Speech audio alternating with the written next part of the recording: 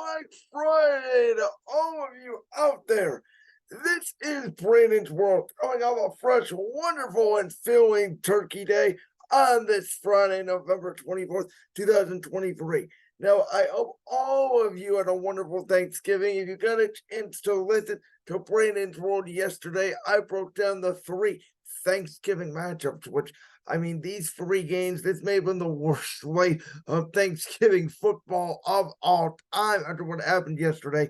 We will get to it. Plus, also today, I'll break down the rest of the Week 12 NFL action, as well as I'll give my best bets out of the games remaining for the weekend. Of course, we have a Black Friday game today between the Miami Dolphins and Tim Boyle, whoop-de-doo, of the New York Jets. And then, of course, if you are a professional wrestling fan, Survivor Series War Games takes place tomorrow in Chicago, a huge Friday Night SmackDown tonight. If you are listening on video version, there will, of course, be in another clip that will probably already be up because I pre-recorded that on Wednesday before I got a chance, obviously, to record this on Friday because I had to wait for all the Thanksgiving games to commence. With that being said, again, I'm very thankful for all of you that have spent time. We've grown the audio and video audience on both sides so much over the last few months, not only through the NBA season, but really a ton here through the NFL season, which, of course, here in Britain's world, just like the real NFL season, goes September through February. It is my favorite sport of the entire year, and there's nothing like sitting down Thanksgiving holidays discussing all things football with your family, and I consider all of you one of my family. So if you've been listening to me for a while, you already know that we are in collaboration with the one and only Voltage Live. All my social media links are in the description below. You know that at Tuesday nights at 6 p.m. Eastern Time, I do a podcast with Josh Unger with Voltage Live. It is titled Championship Rings. Go subscribe to that YouTube channel, which is also in the description below. But we're going to start it off here by talking about the dud that the Detroit Lions laid. And before I get to that, I want to apologize in advance because yesterday on Brandon's World, I gave you guys about a $10 parlay that if paid out would have made you $100 on FanDuel, and only two of those 5 legs hit, and both of those were in the San Francisco game. So we were over with very early, but one of those were the Lions minus 7.5. Now, again, those aren't going to go towards my best bet stats this year. They will go to my money line picks this year. I had the Lions winning over Green Bay. I saw what they did to them week 4 on Thursday Night Football. I know Jordan Love played well against the Chargers in week 11. I chopped that up to more of Brandon Staley's defense. But the turnovers of the Lions, once again, uncharacteristic turnovers. And this is what the Lions have seemingly done every single year for my entire life. The Lions have won usually on Thanksgiving because they're so bad. You know, it's a one game a year that they play really well. But every time you want to just think the Lions are right there, they take a step back. And over the last 2 weeks, you know, they have played Chicago and Green Bay back-to-back, both games at home, and they arguably should have lost both. And after what we've seen out of Philadelphia Monday night in Kansas City, and after what we saw out of Dallas and San Francisco yesterday, I think the Lions now are sort of where we put them at the beginning of the year. You know, I think we all try to eye up the Lions. We took a look at that offensive line. We took a look at how well Jared Goff is playing. You take a look at those weapons that they have. My concern for them was outside of Aiden Hutchinson, can they get a pass rush? And their secondary, which is playing really well at the beginning of the season, has not played, you know, really good at all, really over the last month. And Jordan Love now, this is back-to-back games. You know, was I too critical on Jordan Love early, potentially? I still don't see a lot of wow. I still don't see a lot of special with Jordan Love. I see him more as a guy, but nonetheless, a Packers team that was, you know, 3-6 and essentially buried. And, you know, I had people in the comment section here on Brand's World telling me Green Bay should take a look at Sean Clifford. And boom, they come out, they win 2 games in a row. Credit to Rashawn Gary, who had a huge game, and the Lions' offensive line, which I would say right next to Philadelphia is the best in football, just got demolished yesterday, and the Packers came ready to play, and the Lions with Dan Campbell surprisingly did not. And then Washington, yeah, they showed up in the first half, but that second half was a demolition, of course, followed by that pick six by Deron Bland, a perfect call by Jim Nantz. That's 5 pick sixes now in one season in NFL history, which is just insane. That led essentially a 28-0 run within the span of 9 minutes. Dallas blowing out the Commanders 45-10. Just an absolute beatdown in the second half. And I said going into the game, I thought Washington was going to play them well in the first half. They did. Sam Howell, a pretty decent first half. My concern was going in that Washington's offensive line was not going to be able to block Dallas's defensive line. That was the case in the second half. Micah Parsons, DeMarcus Lawrence, all those guys got in on Sam Howell. I thought they got away from the run game a little bit too early. I thought Eric Bieniemy got a little bit too cute in his play calling. The fact of the matter is Washington is 4-8, but they're 0-5 in the division, and that's why Ron Rivera will not be the head coach of the Washington Commanders or whatever they will be called next year with the new ownership. Now, Dallas, again, we keep talking about it now. That's 13 straight home games. It's another blowout. They've blown out every single opponent they played this year at home by at least 20 points. They get Seattle next week. Seattle looks like they're falling apart. I'm sorry. I got 2 Seahawks fans that are new recent subscribers to the Brand's One YouTube channel. I know you guys love your Seahawks, but I know you both see the same thing about Geno Smith, and that is Geno Smith is not the answer. Now, Geno played better in the second half. I thought in the first half, Seattle might have gone to Drew Lock. Because that did not look pretty. Geno Smith did not look healthy. Him and DK Metcalf were having conversations on the sideline, and I don't make too much about that. Wide receivers are the biggest divas in the National Football League. But I think DK was just so frustrated because of how bad the offense was playing. And you need offense against the San Francisco 49ers. And as I said, Seattle does not match up well against San Francisco. I thought just because it was a divisional game, Seattle would keep it close. So I didn't go with a 7-point line. But San Francisco again demolished them 31-13. Brock Purdy played really well.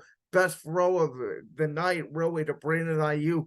Sealed that game when it looked like Seattle off the pick six, had a chance to get back in the ball game. They were 24-10 in the red zone. Geno Smith takes a couple of disastrous sacks.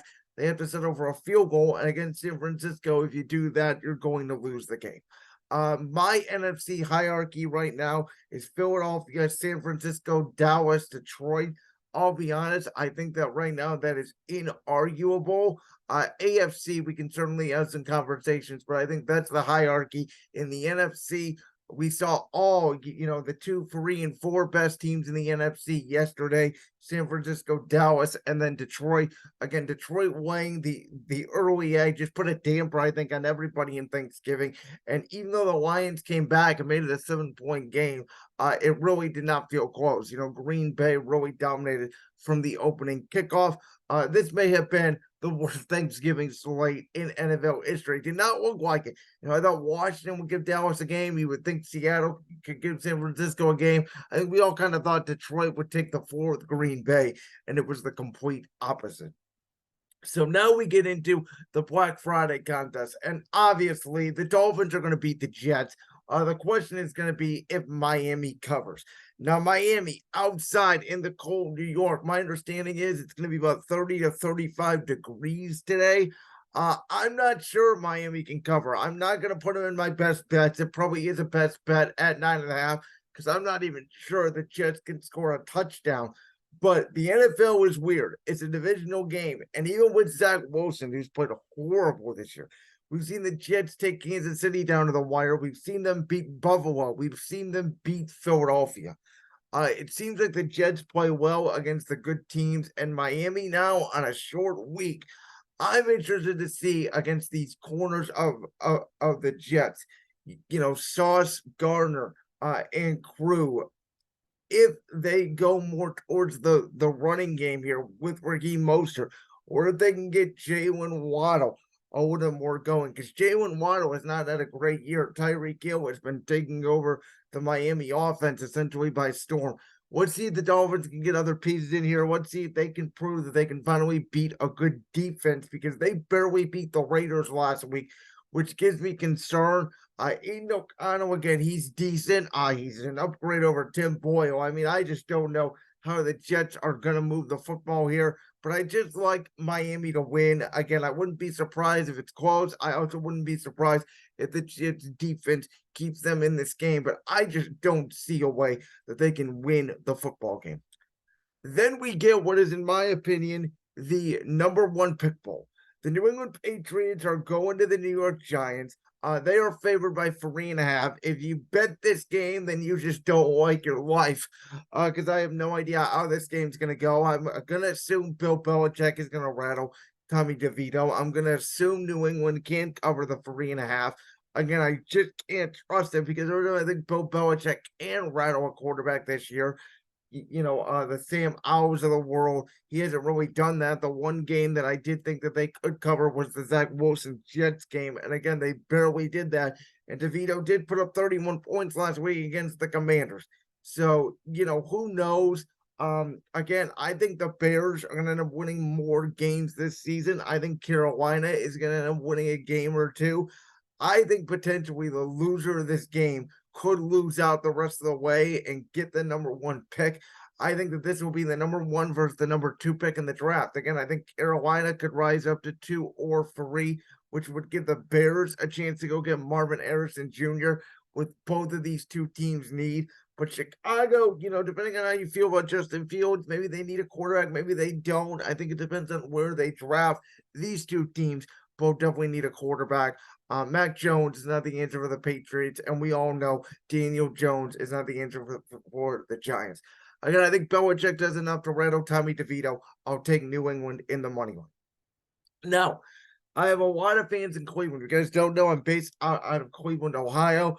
So a lot of my family's ragging on me, man. They're asking me why I take the Steelers, why I best bet the Steelers every single week.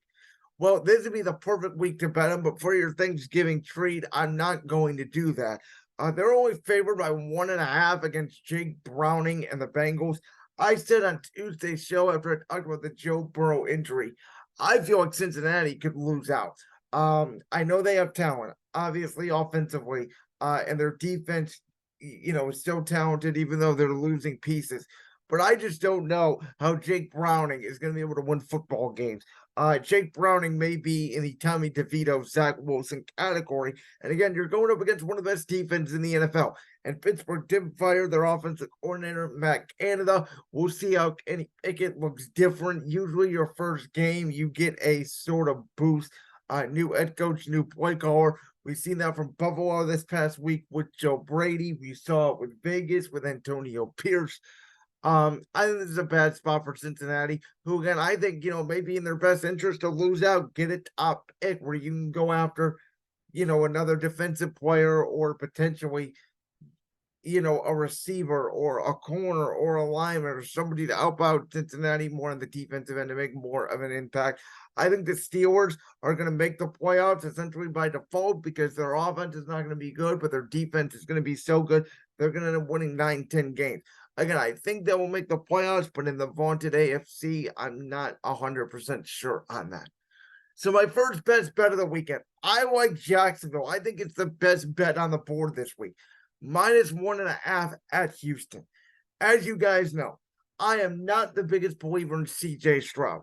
Now, maybe it is a pride thing because when it comes to the NFL draft, I rarely, and I mean rarely, miss on who's going to be a stud quarterback, who's going to be an okay quarterback, and who's going to be a complete bust. I liked Bryce Young. I thought he was the best quarterback coming out of the draft. My second highest rated quarterback was Anthony Richardson for the Colts. I still think I'm going to be right on that. And the number 3 was CJ Stroud, who I just did not see any juice at Ohio State. I thought he was going to be a very good quarterback. I did not think he was going to be a great quarterback. By the way, I still think CJ Stroud is a very good quarterback. I don't see special in him yet. Yes, Nico Collins is having a career year. Yes, Tank Dell has burst on the scene as a rookie. Yes, Dalton Schultz has been good. And I predicted all this. Again, I thought Houston would win, between 7 to 8 games this year. So yes, they're 6-4. They're a little bit of a surprise, but they're not a great team. Their defense still gets them a lot of yards. CJ Stroud's been throwing a lot of interceptions lately. And I think Jacksonville kind of woke up after they got blown out to San Francisco in week 10. They demolished the Titans last week. I'm not going to say it's a demolish. My buddy Josh Younger over at Championship Rings says there's no way Jacksonville wins by a touchdown. I think they do win by a touchdown here. I love the line at -1.5. It's essentially a pick 'em. I think the Jags are the better team. I think Houston is a year away. I think Jacksonville shows that this is their division, as Doug Peterson's teams usually take off here in November, December. And then Carolina at Tennessee. Now, the Titans I don't love, you know that, but this week I like them in this spot. -4, I think they can cover against Carolina, whose run defense is not very good. Again, I think Carolina will find a way to win a game against an Atlanta or a Tampa, maybe in their own division. But I think they have trouble here stopping Derrick Henry. I think DeAndre Hopkins can even get back on track for the Titans. I think they cover the 4. I got Tennessee here in a best bet. It is also, by the way, my survivor pick this week is Tennessee over Carolina. I was thinking Miami over the Jets, but I'm thinking I'm going to save Miami here. They play Tennessee in a couple of weeks, and that's where I think I'm going to use Miami in the survivor pool. So I'm looking at schedules more and more there, and I like Tennessee here in this spot against Carolina because I don't think there's a guaranteed Tennessee win the rest of the way. That doesn't mean, obviously, they won't win games. Then I also like Indianapolis. I'm going all AFC here early on, all AFC South more specifically. I like Indy coming off a bye at -2.5. I like the way that Gardner Minshew has been playing recently under Shane Steichen. I like the way the Colts move the ball. I think Steichen is going to be prepared for this Todd Bowles blitzing defense, and Baker Mayfield may have a good game against Tampa. And he's been playing better as of late. They went to that shootout against Houston a couple weeks ago. I think it's a very similar game. It's back and forth. It's going to be who has the ball last. At home, I give the offensive coach as well an advantage. Here, Steichen, offensive coach, Todd Bowles, defensive coach. I think Steichen's gotten everything he could out of Gardner Minshew. I like the Colts here, and I like the number at 2.5. Now, this next game, the NFC South. We already talked about Tampa, who, again, if they beat Indy, they're going to still be in the mix in the NFC South. It's a big game for them. We already talked about Carolina, who I thought going into the year was going to be way better. I did not know, how this how this division, was going to pay out. This was the one division that I don't think we had any idea of who was going to win, and it's going to come down to a very bad Saints offense against Arthur Smith's coaching in the Atlanta Falcons. And if you have Bijan Robinson on your fantasy team, he went top 5 in most drafts, and Arthur Smith has just refused to use him. They're using Bijan Robinson, Cordero Patterson, Tyler Algier. And I say it every week, they're barely getting the ball to Drake London. They're barely getting the ball to Kyle Pitts. They are going back to Desmond Ridder. But Atlanta's one of those teams that when you think they're not going to win, they win. When you think they're going to win, they lose. I don't trust the Saints. I still don't trust Derek Carr. I think he's had a very mediocre year in New Orleans. I think Dennis Allen's more rigid defensive culture may cause Atlanta some problems. But I don't think the Saints are going to be able to move the ball against the Falcons. I think the Falcons actually match up well against the Saints because they're at home. I think both these teams split their meetings this year. They'll both win in their home places. Atlanta wins the game here. Then the Rams at the Cardinals. And this is a trickier game than I think most people would expect because of the Kyler Murray factor. Arizona almost went into Houston last week and won. Now, the Rams barely did beat Seattle, but the Rams do match up well against Seattle. They also beat Arizona in week 6. They match up well against the Cardinals. That's why I'll take the Rams here. I think between Cooper Kupp, Aaron Donald, Stafford, they have a little bit more talent than Arizona, who may play well in the first half. But at the end of the day, the Rams will take over the second half. I'm surprised they're only favored by 1.5 here. But again, I think there's better games, more trustable games on the board. Kansas City at Vegas. With all the talk about Kansas City not being as good as they were last year, I wouldn't be surprised if the Chiefs come in here and they boat roll the Raiders because they almost always, boat race Vegas. But the Antonio Pierce factor here, where they covered against Miami, they've been playing very well. Maybe Aiden O'Connell makes enough plays. They stay in the game, they cover, which is why I don't trust the number here. But I think Kansas City comes out. Patrick Mahomes has a really nice game. Maybe they get MVS involved early after everybody's banging on him because of obviously the drop pass on Monday Night Football against Philly. But in the end, I think Kansas City will ultimately win the game. Then you got the Browns and Broncos. And if Cleveland fans, this is for you. I always say it. There's one place in every building that is your house of or. For Cleveland, it's Denver. My esteemed partner over at Championship Rings, Josh Unger, reminded me that they did win a game there in 2018 with Greg Williams as the interim head coach. That sort of takes the sting out of it. It gives me confidence here to bet the Browns plus 1.5. I know Denver is hot. I know they've won 4 straight games, but believe it or not, as much as people want to say it's about Russell Wilson, it's not about Russell Wilson. Yes, his stats are up there with, believe it or not, MVP-like stats, but that's because it's a very controlled offense. They're not throwing the football down the field outside of their one bomb a game to Cortland Sutton, which they've been hitting over the last couple of weeks. It is running the football with McLaughlin and Javonte Williams. And more importantly, it is creating turnovers. And they have not turned the ball over. But when they create turnovers, they've been kicking a lot of field goals and not scoring a lot of touchdowns. The Browns' defense has obviously been very sound this year, taking apart bad offense and bad quarterbacks. I think Jim Schwartz comes up with a game plan here. I think it's one of the more low-scoring games of the weekend.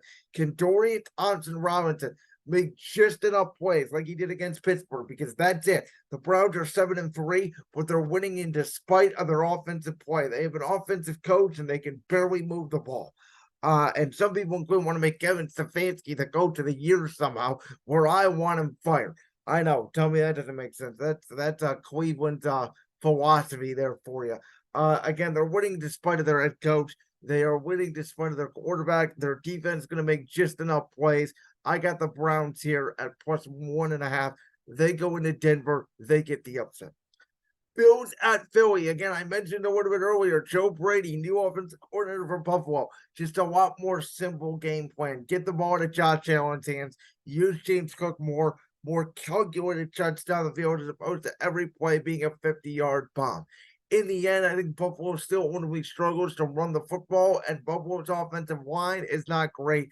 I think Hassan Reddick, Josh Sweat, Fletcher Cox, Brandon Graham, Jalen Carter, Jordan Davis, that Eagles pass rush will make the difference in the game. Although like Dallas's pass rush against Washington, I don't think that Buffalo is going to be able to block Philadelphia up front. I think the Eagles will win this game in their Kelly Green uniforms. I would expect them to win by at least a touchdown. I think there's better numbers on the board, so I'm not going to bet it because I think this will be a tricky game here. Philadelphia sandwich Buffalo in between Kansas City and San Francisco. Obviously, the rematch of the Super Bowl and the NFC Championship game. I think that the Eagles passing game will struggle without Dallas Goedert. I think A.J. Brown, Devontae Smith will make just enough plays. I see this as another DeAndre Swift type game, who's obviously been fantastic in an Eagles uniform. Philly will win the game and improve to 10-1 on the season. Sunday night, this is going to be my last best bet. I like Baltimore over the Chargers. Listen, I bet the Chargers twice this year in games they should have won. Tennessee week 2, Green Bay last week. They bit me in the ass. I don't trust Brandon Staley. I think Baltimore's defensive line was very good this year. I think they forced the Chargers into pressure. I think Brandon Staley melts down. Now, the Chargers have enough talent, obviously, on the offense side of the ball, and defensively, they have Khalil Mack. The loss of Joey Bosa will hurt. But Derwin James is still there despite Lamar Jackson. But I think Baltimore just gets way too physical. They run the ball down the Chargers' defensive front. The Chargers are not good, and Baltimore takes them apart. They cover by more than a field goal. They'll win by at least 4. They cover the 3.5-point spread. And then Chicago at Minnesota. This is a tricky game for me because Minnesota, like Denver, even though they've been playing very hot, and Josh Dobbs has played well, And, it sounds like Justin Jefferson may be back, which could be a huge difference in this game. Minnesota's not exactly lighting the world on fire, and they almost blew that game to New Orleans a couple weeks ago. On the flip side, Chicago's been playing well. Obviously, they played well against the Lions last week. They blew the game at the end. I could see a very similar scenario here in week 12 where Justin Fields plays well. Maybe DJ Moore gets in the end zone, but Josh Dobbs leads a game-winning drive in a very fascinating week 12 matchup between two NFC North rivals. We already get a shock with Green Bay over Detroit in the same division. I'm going to pick Minnesota here, but I'm telling you right now, don't be surprised if Chicago pulls off the upset on Monday Night Football. So my money line picks, I had Detroit over Green Bay. I had Dallas over Washington. I had San Francisco over Seattle. That puts us at 2-1 going into the rest of these week 12 games. I got Miami today over the Jets. Then this weekend, New England over the Giants, Pittsburgh over Cincinnati, Jacksonville over Houston, Tennessee over Carolina, Indy over Tampa, Atlanta over New Orleans, Rams over Arizona, Kansas City over Vegas, Cleveland over Denver, Philly over Buffalo, Baltimore over the Chargers, and then Minnesota over Chicago. Now, my 5 best bets for week 12 of the 2023 NFL season are Jacksonville -1.5 at Houston, Tennessee -4 at home over Carolina, Indy at home covers the 2.5 over Tampa, Cleveland goes on the road, my one dog of the week, at Denver +1.5, and then Baltimore Sunday night cover the 3.5 on the road against the Chargers. Like that clip from the Brandon's World podcast? If so, make sure you go down there and hit that subscribe button. While you're down there hitting the subscribe button, make sure to also hit the notification bell so you never miss another upload. And make sure you check out all the other clips from the Brandon's World podcast right here on YouTube.